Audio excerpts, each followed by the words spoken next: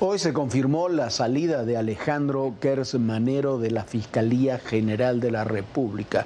Una gestión que tendría que haber concluido dentro de 2 años, que concluye supuestamente por razones de salud, pero también con profundas diferencias internas dentro del propio gabinete de seguridad. Una gestión, la de Alejandro Gertz Manero, por lo menos controvertida, con muchos casos a lo largo de su gestión en la Fiscalía General de la República, que generaron por lo menos debates agrios dentro y fuera del gobierno. Alejandro Gertz Manero se va de la Fiscalía General de la República. En una carta dirigida a la presidenta del Senado, el funcionario informó que la presidenta Claudia Sheinbaum lo propuso para asumir la Embajada de México en un país extranjero. Una designación que, dice, representa la posibilidad de seguir sirviendo al país desde una nueva responsabilidad. Por ese motivo, anunció que dejará su puesto como fiscal. Gertz Manero inició su trabajo como Procurador General de la República el 1 de diciembre de 2018, durante el sexenio de López Obrador. Sin embargo, su cargo concluyó el 18 de enero de 2019. Mientras que ese mismo día asumió el puesto de Fiscal General de la República, que se extendió hasta la administración de la presidenta Claudia Sheinbaum, plazo que tenía que concluir en 2028.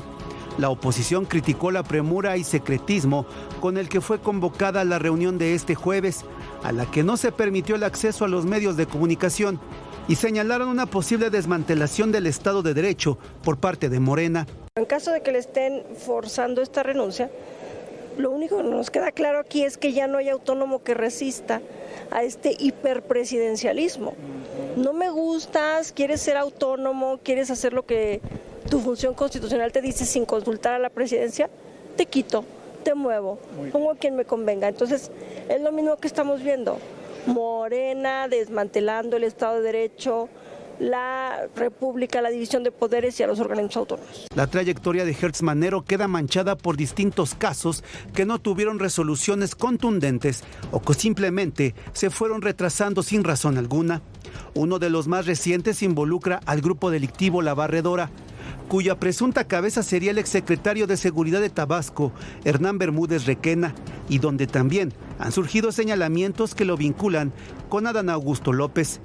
Aunque existen evidencias que muestran la cercanía entre ambos, en septiembre de 2025, el fiscal sostuvo que no había condiciones para citar a declarar a Adán Augusto López. La Fiscalía no puede llamar a personas que no tienen una vinculación directa. Necesitamos obtener la aprehensión de este individuo y a partir de ese momento vamos a saber quiénes son los que están involucrados. La partida de Gertz Manero permite al gobierno rediseñar el aparato federal de seguridad, por lo que Ernestina Godoy Ramos, actual consejera jurídica de la presidencia, podría ser la próxima titular de la Fiscalía General de la República.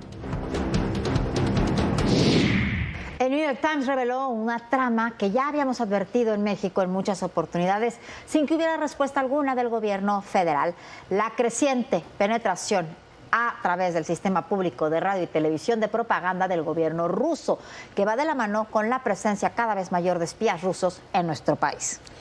El New York Times ha puesto la mira en el director del sistema público de radio y televisión, Genaro Villamil, quien es el que ha abierto espacios a medios rusos, Russia Today, entre otros, en el sistema público mexicano. Pero la trama va mucho más allá, como la instalación en México de la televisora de Podemos, del partido Podemos español, que encabeza Pablo Iglesias, estrechamente ligada al gobierno de Venezuela y al ruso. La posición diplomática de México no ha condenado a Rusia por la invasión de Ucrania, o la ha condenado, pero no ha aceptado ningún tipo de sanción. Eso es una condena verbal solamente, y la denuncia de la creciente presencia del espionaje ruso en México, que se ha hecho desde Estados Unidos.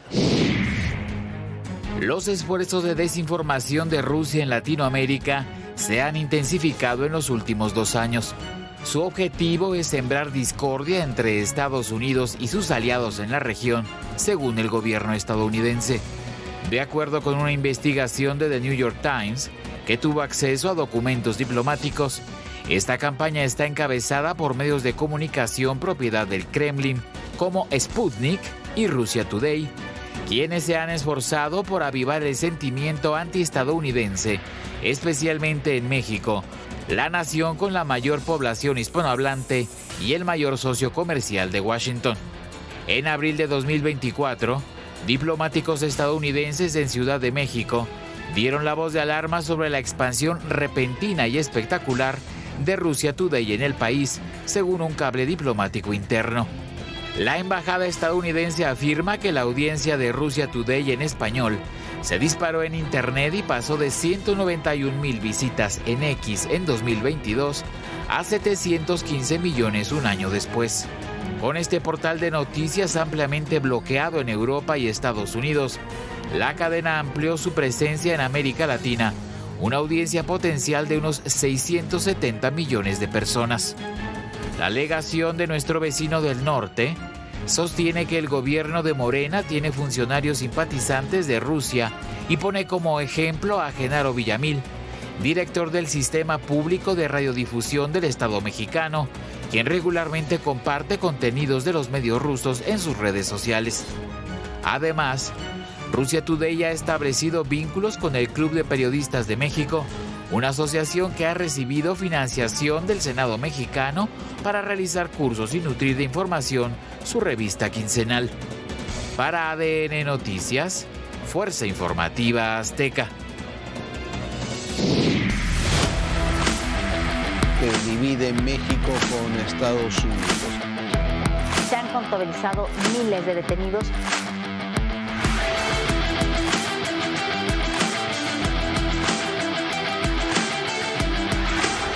Continúan las repercusiones. La lucha de traiciones.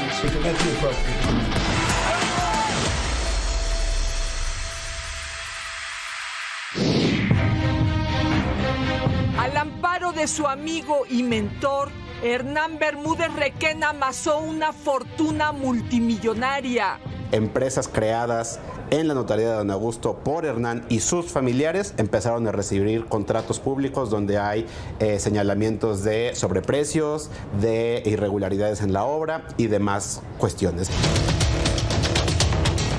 Quien fuera el secretario de Seguridad Pública de Adán Augusto López en Tabasco, hizo negocios a diestra y siniestra. Hay empresas inmobiliarias, hay empresas relacionadas con casinos y apuestas, hay empresas de seguridad, hay empresas constructoras y proveedoras de construcción de infraestructura. Pero también están los recursos obtenidos por los actos criminales de la barredora: extorsión, secuestro, contrabando de combustible, tráfico de drogas. Y para ello, Hernán Bermúdez tejió una red de prestanombres no solo en el ámbito familiar, sino también político. No se está hablando ni de las relaciones con sus familiares, ni de sus relaciones con los contratos en el gobierno, ni las otras fuentes de ingresos que no están siendo tocadas. ¿Pero qué cree? El vasto patrimonio de Hernán Bermúdez está seguro, intacto e impune. Ninguna autoridad, ni local y menos federal, se ha atrevido a investigar sus propiedades en México y en el extranjero, y menos su flujo de efectivo. Tan es así que una vez congeladas sus cuentas aquí en México, Hernán Bermúdez seguía viviendo con todo lujo en Paraguay. Tenemos un proceso de congelación de cuentas sin tener muy claro si ya había sacado todo el dinero o no. Y aquí viene lo peor: las autoridades mexicanas no investigan su patrimonio y nunca lo harán, porque Hernán Bermúdez Requena no está preso por delincuencia organizada, ni por delitos financieros, ni cargo alguno de índole federal. Está preso por una denuncia local de secuestro y extorsión a unos gasolineros de Tabasco. Y si bien nos va, por algunos delitos achacados a la barredora. Así la justicia en México en tiempos de los intocables de Palenque. Carolina Gallo, Fuerza Informativa Azteca. Y ya el pasado 28 de octubre aquí le informábamos que bajo el control de Jesús Ramírez Cuevas, actual coordinador de asesores de la presidenta Sheinbaum, y durante todo el sexenio pasado el poderosísimo director de comunicación de López Obrador, se había construido todo un andamiaje de medios que reciben publicidad oficial y que operan simultáneamente como un mecanismo tanto de difusión de la narrativa oficialista como de ataque a los críticos del régimen. Pero también sirve para jugosos negocios privados. Son muchas las plataformas que usa Ramírez Cuevas con ese objetivo. Una de las más importantes se llama WL Medios, dirigida por uno de sus más cercanos colaboradores, Guillermo Yaguno, íntimamente relacionada con el portal Contrapunto y con el periódico Regeneración, fundado por el propio Ramírez, del que el propio Yaguno a su vez es director de contenido multimedia. Regeneración es un medio que se supone es una suerte de voz oficial de Morena, pero que se presenta como independiente. Este grupo de medios han recibido el sexenio pasado 2.800 millones de pesos en publicidad, en mayor parte de la Secretaría del Bienestar.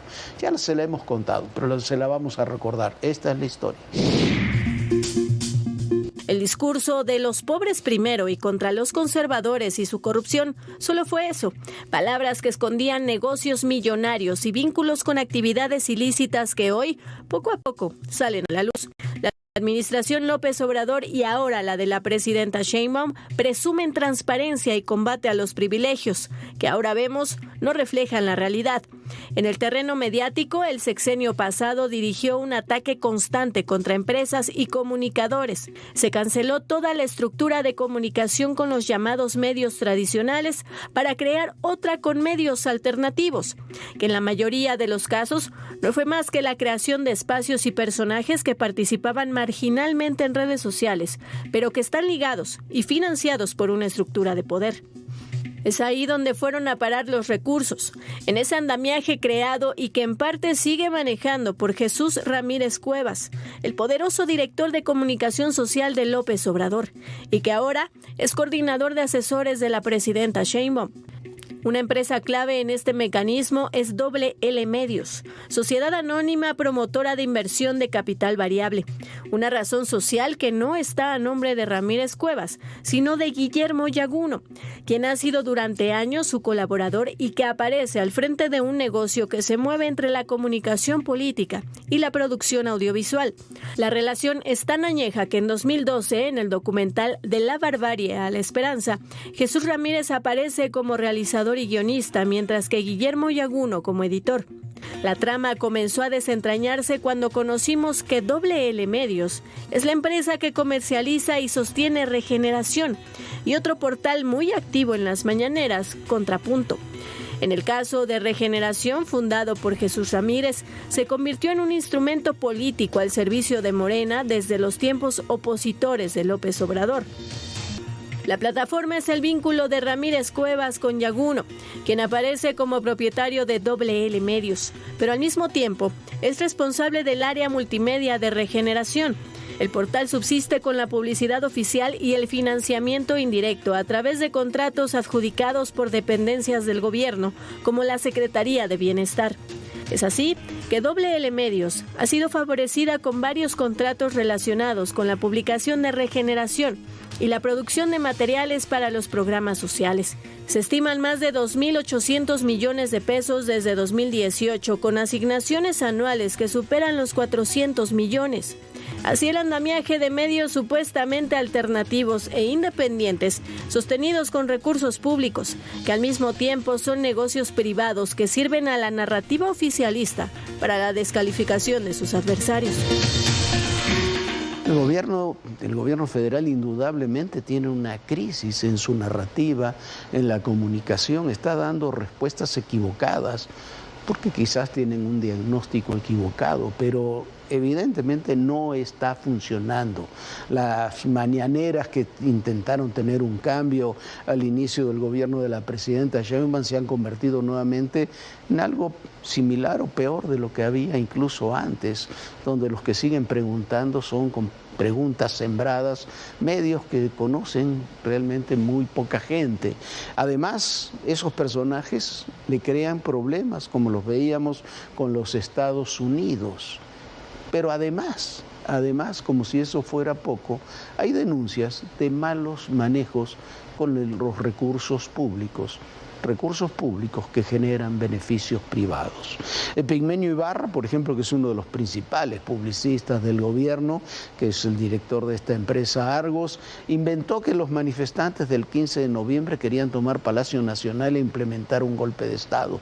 Pero bueno, tiene que recibir algún pago, por eso recibió un crédito de 150 millones de pesos de Bancomex en 2020 para su empresa Argos, sin tener que poner. No tienen hasta ahora una fecha para pagarlo. Le pusieron tentativamente el 2027, de los 150 millones ha pagado solamente 30. Genaro Villamil, al que acusan en Estados Unidos de ser el principal responsable de la introducción de los medios rusos en México, es el director del Servicio Público de Radio y Televisión, lo era también el sexenio pasado. La Auditoría Superior de la Federación lo acusa de deficiencias muy graves en el manejo del presupuesto. Nada más y nada menos que 12.000 millones de pesos entre 2019 y 2025. Por ejemplo, denunció la Auditoría Superior de la Federación que 100 millones de pesos fueron asignados a expansión de señal, pero no fueron respaldados por obra alguna. Iban a instalar antenas que nunca se instalaron. También se pregunta a la Auditoría Superior por qué, si se mantuvo y se aumentó el presupuesto, se redujo en 40% la producción de contenidos originales. ¿A dónde se fue ese dinero? Eso tiene relación con otro tema. Se ha instalado en México el partido español de izquierda radical Podemos, a través de Juan Carlos Monederos y Pablo Iglesias, los dos ex líderes de Podemos, a través del canal Red América Latina, liderado por Iglesias. Podemos, no el PSOE, a pesar de que es Podemos una fuerza muy pequeña, hoy casi marginal, es el partido de referencia de Morena en España. Canal Red inauguró en 2025 su redacción para toda América Latina en Ciudad de México, con todo el apoyo del gobierno federal, con un enfoque editorial de izquierda pro Venezuela para combatir lo que llama el trumpismo mediático y las agendas conservadoras. Podemos ha tenido una relación privilegiada con Putin y con Chávez, con Rusia y con Venezuela desde su fundación. Iglesias y Monedero han sido acusados de fundar el partido con apoyos económicos de esos dos países. Ese es el panorama que hay en los medios. E insistimos en un punto. ¿Por qué? ¿Por qué se sigue manteniendo una narrativa, un esquema de comunicación que evidentemente lo vimos con el caso de Manso, lo vemos con el caso de las manifestaciones del 15 de noviembre, ahora con los paros y los bloqueos de los transportistas y los campesinos, está fallando y no le está dando frutos al gobierno federal? ¿Por qué? Porque no hay comunicación. Lo que hay, Viviana, es un largo monólogo. Pero y es que Podemos tiene una añeja relación con Morena. Uno de sus principales fundadores e ideólogos se llama Juan Carlos Monedero. Juan Carlos Monedero opera también como asesor y apoyo de cuadros de Morena e incluso de los hijos del expresidente López Obrador. Él es Juan Carlos Monedero. ¿Cómo ves esa nueva izquierda? ¿Existe para empezar una nueva izquierda? ¿Y cómo la ves? Yo creo que sí. Sí existe en la medida en que la vieja izquierda no nos recibió con bailes, cantos y palmadas, sino que nos recibió con mucha adversidad y con mucha crítica, ¿no? Porque ellos entendían que veníamos a ocupar el espacio que ellos ya no podían ocupar. Yo llevo mucho tiempo planteando que el espacio antaño llamado izquierda se había quedado huérfano, ¿no? Y que no servía de nada una mirada llena de nostalgia. Es verdad que hay que entender la tradición de la cual viene la gran familia de la izquierda, ¿no? Que viene de la Revolución Francesa y de la idea de fraternidad, ¿no? Pero hacía falta renovarlas. Que discutas entre diferentes posiciones no está mal. La polarización, cuando llega a ciertos grados donde termina siendo una ruptura del cuerpo social tan profunda, quizás termina lastimando mucho a todos. La polarización no puede ser un todo vale, ¿no?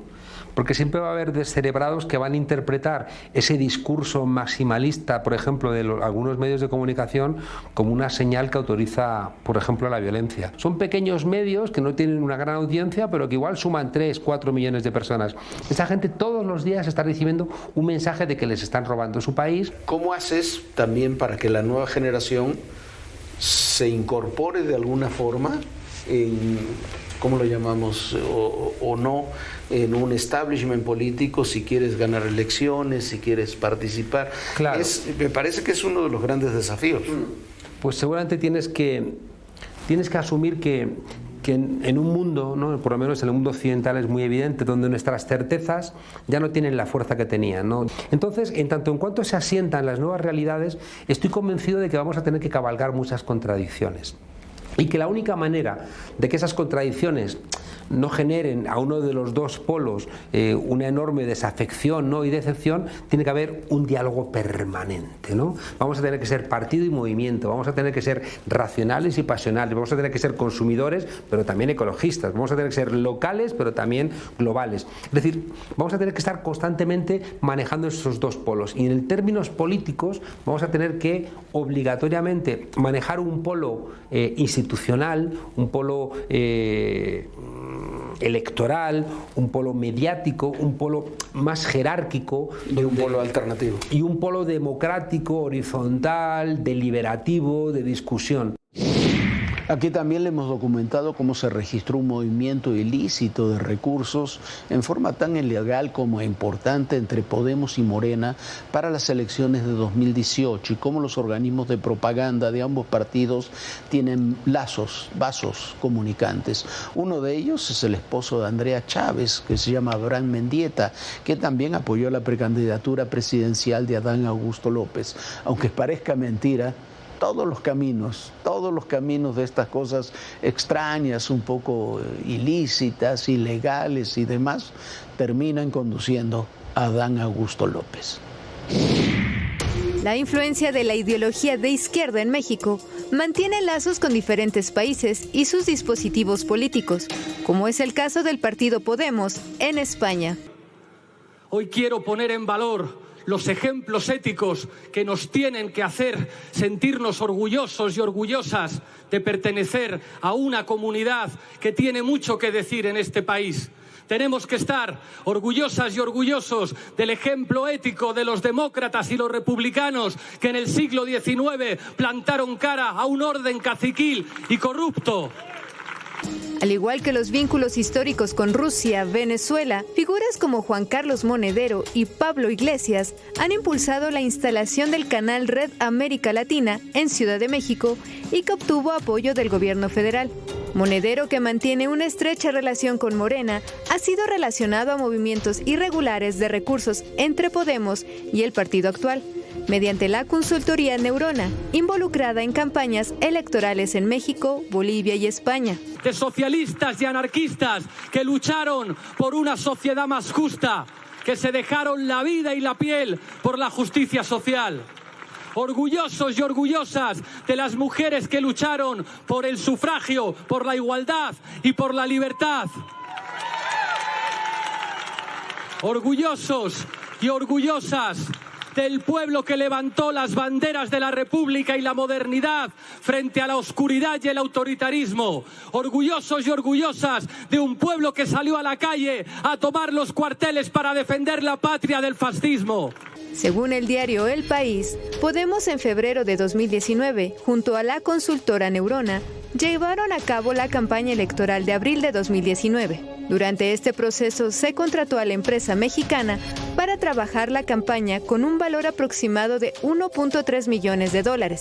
Sin embargo, la trama de corrupción se develó cuando se supo que alrededor de $4,000 habrían terminado en otra empresa mexicana llamada Creative Advice Interactive Group, una empresa fantasma. Esta consultora creó una red internacional de al menos 116 dominios, entre ellos 31 medios de comunicación. En estas páginas inflaron los logros de gobiernos y partidos de izquierda que los contrataron. Esta continúa activa y ahora impulsó la imagen de Adán Augusto López, así como otras figuras de Morena, como Abraham Mendieta, el esposo de la senadora Andrea Chávez. Esta agencia de propaganda izquierdista se integró al espacio digital como embate a los medios hegemónicos que construían mensajes ad hoc a los políticos. César Hernández Paredes, uno de los dueños de la consultora desde 2012, hizo trabajo para presidentes como Andrés Manuel López Obrador, Nicolás Maduro, Rafael Correa en Ecuador y Evo Morales en Bolivia. Sobre este último, el periódico español El Mundo dio a conocer que la consultora de Podemos, en este caso Neurona, habría realizado trabajos por casi 27 millones de pesos con el gobierno de Morales, sin mediar licitación pública alguna. En México, Neurona recibió entre 2017 y 2019 cerca de 4.530.000 pesos por contratos obtenidos de partidos en campañas electorales. Aunque no se identifica de qué instituto político obtuvo los recursos, sí menciona los trabajos que realizó, como fotografía, monitoreo de medios, imagen para espectaculares, estudios de mercado, desarrollo de aplicaciones, investigación de opinión pública, encuestas, entre otros. Bueno, pues nosotros ya nos vamos. Muchísimas gracias por habernos acompañado. Lo esperamos mañana. Son días de muchísima información, así que no se pierda Todo Personal a las 11 de la noche. Descanse, sueña bonito. Bonita noche. Muy buenas noches, Viviana. Muy buenas noches a todos ustedes. Y recuerden, el poder y en la política, todo, pero absolutamente todo es personal. Gracias.